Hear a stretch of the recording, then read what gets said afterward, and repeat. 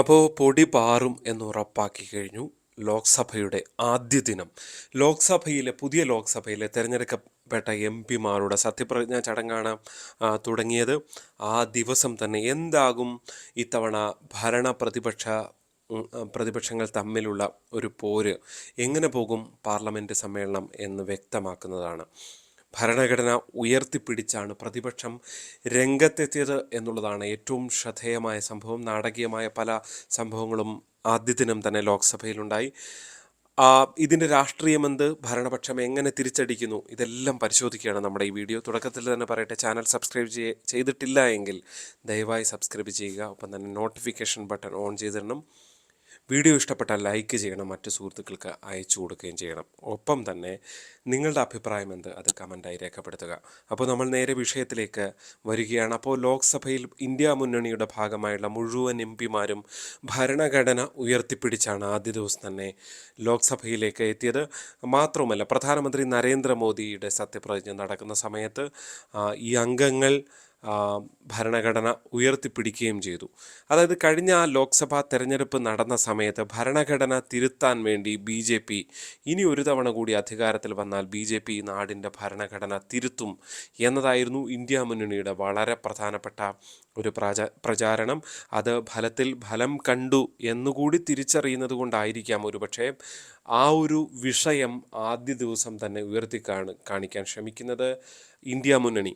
പ്രത്യേകിച്ച് ഭരണഘടന തകർക്കപ്പെടാൻ BJP ശ്രമിക്കും എന്ന് പറയുമ്പോൾ ചില BJP ഭാഗത്ത് നിന്നുള്ള എം പിമാരടക്കം ചിലയിടങ്ങളിൽ, കർണാടകത്തിൽ നിന്നുള്ള ഒരു MP അടക്കം ആ സമയത്ത് തെരഞ്ഞെടുപ്പിന് മുന്നേ പ്രസംഗിച്ചത് ഭരണഘടന തിരുത്തും എന്നുള്ള അഭിപ്രായങ്ങൾ പ്രകടിപ്പിച്ചതും അന്ന് ഇന്ത്യ മുന്നണിക്ക് വലിയ ഗുണമായി എന്ന കാര്യത്തിൽ യാതൊരു സംശയവുമില്ല.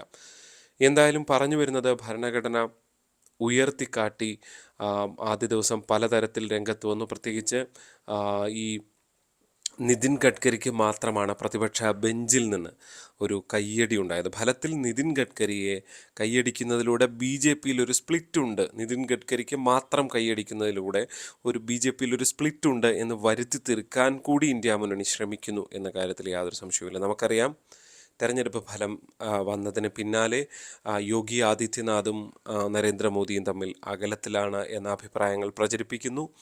അതിനും അപ്പുറത്തേക്ക് അമിത്ഷായെ പ്രധാനമന്ത്രിയാക്കും. 75-ാം വയസ്സായി സെപ്റ്റംബറിൽ പൂർത്തിയാക്കുകയാണ് നരേന്ദ്രമോദി. അതോടുകൂടി നരേന്ദ്രമോദി ഒഴിയും എന്ന തരത്തിൽ അരവിന്ദ് കെജ്രിവാളൊക്കെ പ്രചരണം നടത്തുന്നു.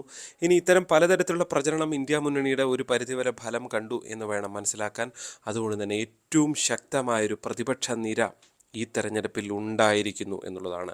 കഴിഞ്ഞ തെരഞ്ഞെടുപ്പ് ഫലത്തിനൊക്കെ ശേഷം ഒരു 40 അല്ലെങ്കിൽ 50 സീറ്റിലേക്ക് മാത്രമാണ് കോൺഗ്രസ് എത്തിയെങ്കിൽ ഇത്തവണ അവർ 100 കടന്നു എന്നത് ആശ്വസിക്കാവുന്ന ഒന്നാണ്. അങ്ങനെ സമാജ്വാദി പാർട്ടി, ഒപ്പം തന്നെ മമതാ ബാനർജിയുടെ തൃണമൂൽ കോൺഗ്രസ്, DMK, അങ്ങനെ വിവിധ ശക്തരായ പ്രതിപക്ഷ കക്ഷികൾ ഒന്നു ചേർന്ന് 200-ൽ പരം, ഏതാണ്ട് 225-ൽ പരം സീറ്റുകളുമായി അവർ ശക്തമായി നിൽക്കുന്നു എന്നുള്ളതും വളരെ ആശ്വസിക്കാവുന്നതാണ്. BJPക്ക് ഒറ്റയ്ക്ക് ഭൂരിപക്ഷമില്ല എന്നുള്ളതും ഇന്ത്യ മുന്നണിക്ക് ആശ്വസിക്കാവുന്ന കാര്യങ്ങളാണ്.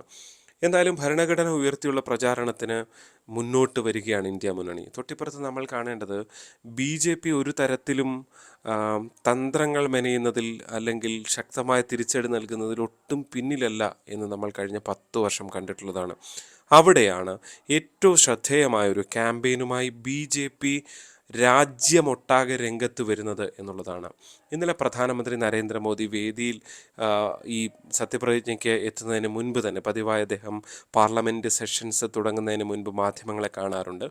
അങ്ങനെ മാധ്യമങ്ങളെ കണ്ടപ്പോൾ അദ്ദേഹം അഭിപ്രായപ്പെട്ടത് ഭരണഘടനാ മൂല്യങ്ങൾ ഉയർത്തിപ്പിടിക്കുന്ന ഒരു സർക്കാരായിരിക്കും ഇത് എന്ന് മാത്രവുമല്ല, രാജ്യത്ത് ഭരണഘടനാ ധ്വംസനമുണ്ടായതിൻ്റെ, അടിയന്തരാവസ്ഥ ഉണ്ടായതിൻ്റെ വാർഷികമാണ് എന്നുകൂടി ചൂണ്ടിക്കാണിച്ചുകൊണ്ട്, ആ ദിവസമാണ് എന്നുകൂടി ചൂണ്ടിക്കാണിച്ചുകൊണ്ടാണ് പ്രധാനമന്ത്രി തിരിച്ചടിച്ചത് എന്നുള്ളതാണ് ശ്രദ്ധേയമായിട്ടുള്ളത്.